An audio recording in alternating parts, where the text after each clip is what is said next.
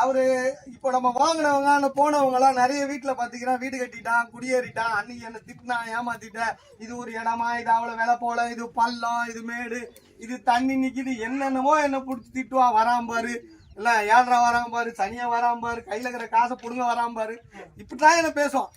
ஏன்னா நான் 1 மணி நேரம் பேசிட்டேன்னா காசை வாங்கி போயிடுவேன்,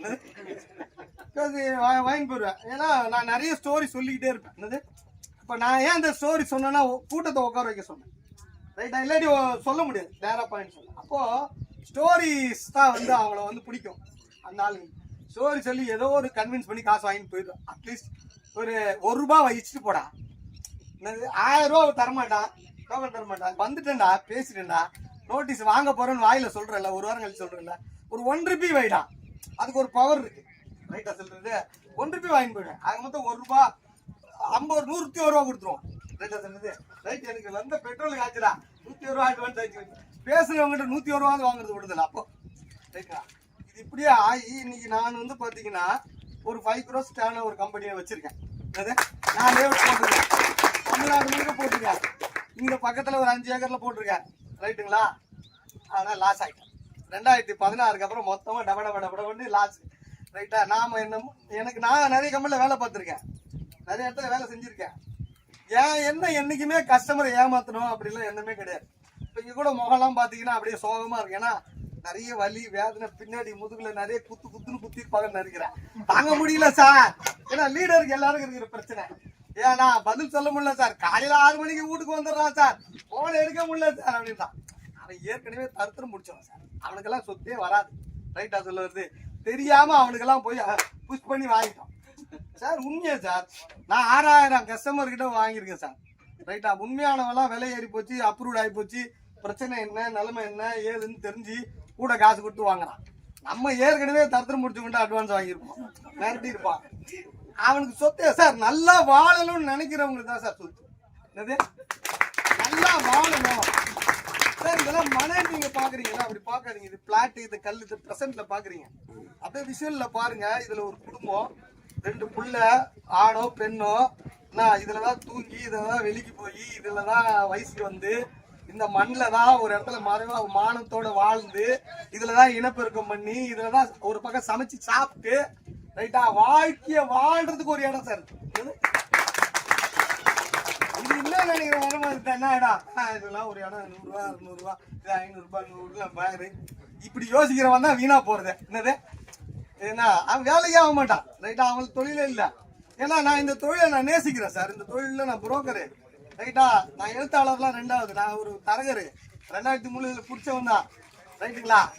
அதுக்கப்புறம் வந்து தொழில் முடிஞ்சு போச்சு, கடன் ஆகி போச்சு, அமைக்கிட்டான். அதாவது கமிஷனுக்கு வேகத்துல பார்த்தவெல்லாம் கூட ஒரு பிரச்சனையும் இல்லை சார், திட்டு தான் வாங்கணும், சேஷன்ல போய் நின்னான், அவ்வளவுதானே தவிர இந்த ஓனரோட நிலைமை இருக்கு பாத்தீங்களா? ஏமாத்தக்கூடாதுன்னு இருக்கு ஓனரோட நிலைமை. அவன் பாடு பெரிய பாடு சார், தலைமறையும் வாழ்க்கை சார், ரைட்டா சொல்ல இருக்கு. 2016 இருந்து 2025 வரைக்கும், 2024 23 வரைக்கும் தலைமறை வாழ்க்கை தான் எனக்கு குறைஞ்சது பண்ணி.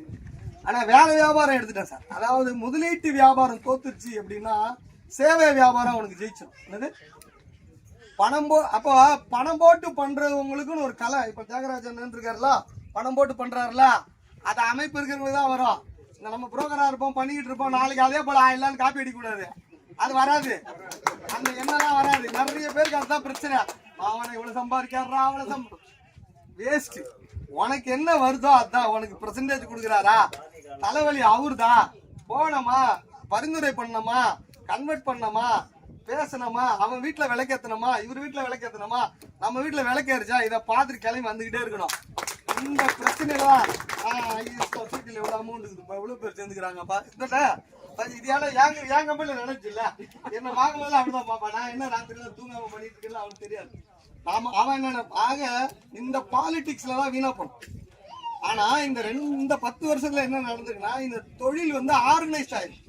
அதாவதுங்க, ஒரு தொழில் வந்து எப்படி வேணாலும் பண்ணலாம், எப்படி வேணாலும் இருக்கலாம் அப்படின்னு இருந்துச்சு. அது இப்போ சட்டப்படி ஆர்கனைஸ் ஆகுது. சட்டப்படி ஆர்கனைஸ் ஆகுது, அமைப்புக்குள்ள வருது. எல்லா தொழிலும் அமைப்புக்குள்ள வரும்போது நம்மளே அமைப்புக்குள்ள கொண்டு வரோம். அமைப்புக்குள்ள இல்லாதப்போ ஓனரு, ப்ரொமோட்டரு என்ன வேணா பண்ணிட்டு இருந்தாங்க. இப்ப அமைப்புக்குள்ள வந்தாதான் எல்லாத்தையும் சிஸ்டம் கொண்டு வந்துட்டான். இப்ப நீ ஒரு 1 லட்ச ரூபா மாத்துறதுல பெரிய பாடு என்ன, நம்மள மானிட்டர் பண்ணிட்டே இருக்கான். என்னது எல்லா இடத்துலயும் மானிட்டர் பண்ணிருக்கான். இன்னும் ஒரு நாள்ல ஜிபேல 2000 ரூபாய்க்கு மேல மாத்த முடியாதுன்னு சொல்லிட போறான்.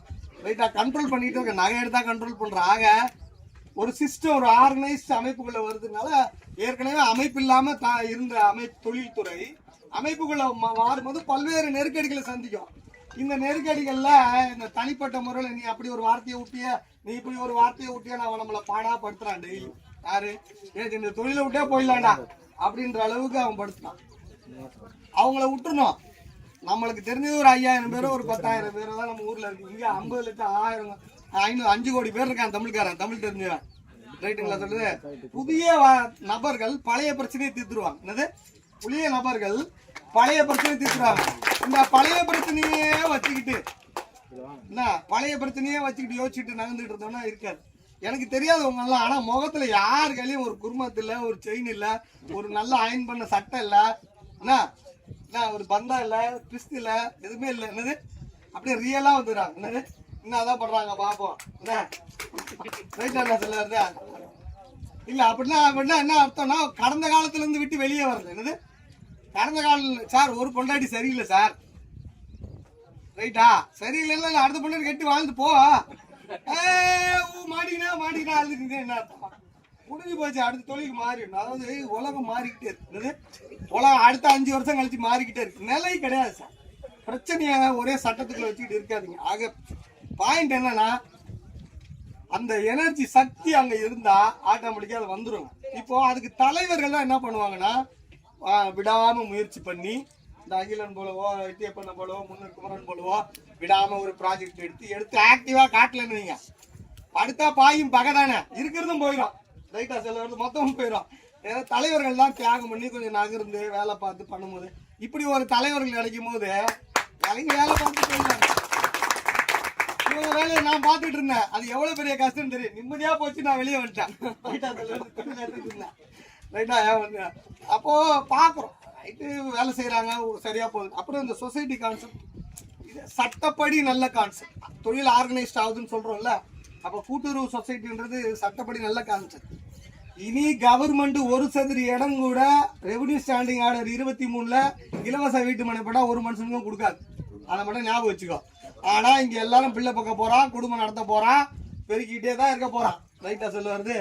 1 சென்ட் இடம் கூட கொடுக்காது. என்னது கொடுத்தா சிங்கப்பூர் மாதிரி 90 வருஷம் லீஸுக்கு தான் கொடுக்க போகுது. இன்னும் கொஞ்சம் நாள்ல அவனே எப்ப வேணாலும் கேன்சல் பண்ணுவேன். என்னது எப்ப வேணாலும் கேன்சல் பண்ணுவேன். சர்வ சுதந்திர உரிமைன்னு ஒண்ணு கிடையவே கிடையாது. ஏற்கனவே அந்த பட்டாளம் அப்படி கிடையாது, கண்டிஷன் தான். அதை வாங்கிட்டே பாடா போடுறான். அப்ப கவர்மெண்ட் இடம் கொடுக்காது.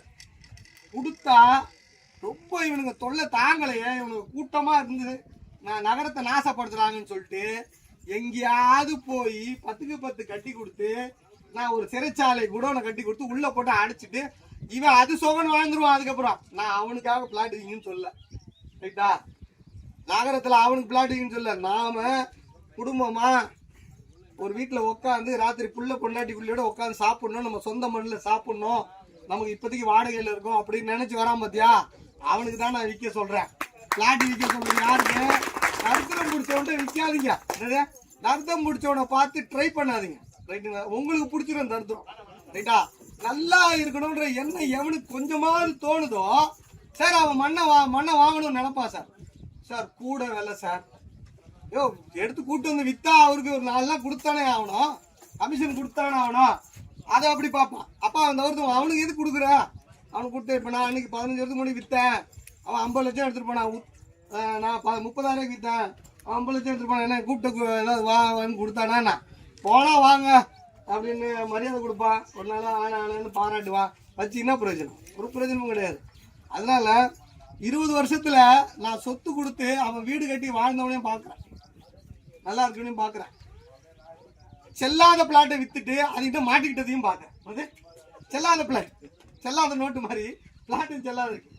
தெரிஞ்சு எதுவுமே செய்யல சார். அவன் நமக்கு கூட வந்தது அல்லது என் தலைவர் இல்லை என் ஓனரு ஏதோ ஒன்று, நானும் நம்ம என் மன சுத்தம். ரைட்டா சொல்லி வருது. நான் ஒழுங்கா பண்ணணும்னு தான் நினைச்சேன். அவன் சொதப்பிருப்பான். அப்போ அதையும் சரி கட்டியிருப்போம், வேலை பார்த்துருப்போம். தமிழ்நாடு